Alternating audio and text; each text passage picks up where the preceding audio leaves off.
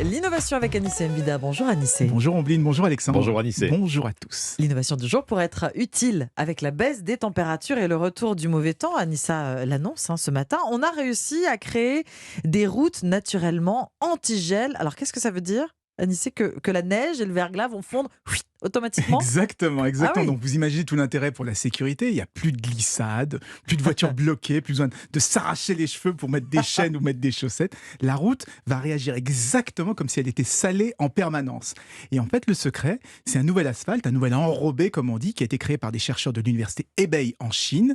Et à l'intérieur, ils ont glissé des micro-billes d'un mélange un petit peu spécial qui va empêcher la glace de se former et abaisser la température à laquelle l'eau va geler. Parce que vous le savez, sur la route, l'eau gèle à 0 degré.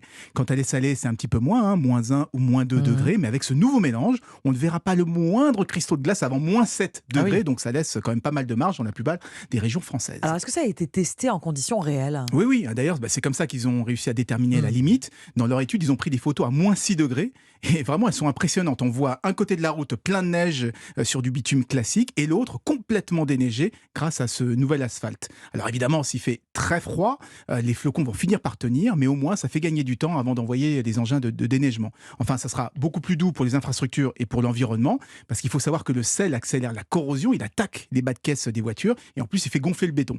Pire, au-delà d'une certaine dose, il finit par polluer les cours d'eau et devenir toxique pour les plantes et les animaux. Donc, c'est pour ça qu'un petit peu partout dans le monde, on essaie de remplacer le sel par des déneigeants qui sont moins polluants ou qu'on oblige tout simplement à rouler avec des chaînes. Oui, alors j'imagine qu'il faudra l'entretenir, cette route, Anissé. Pendant combien de temps elle va garder son pouvoir déneigeant? Eh bien, pendant 8 ans d'après les tests, et en plus sans le moindre entretien. Donc, même si elle n'est pas éternelle, on se dit qu'un resurfaçage tous les 8 ans, ça reviendra toujours moins cher que de construire des routes chauffantes, comme le réclament régulièrement certains. Des routes chauffantes, c'est encore le palier au-dessus. C'est vrai.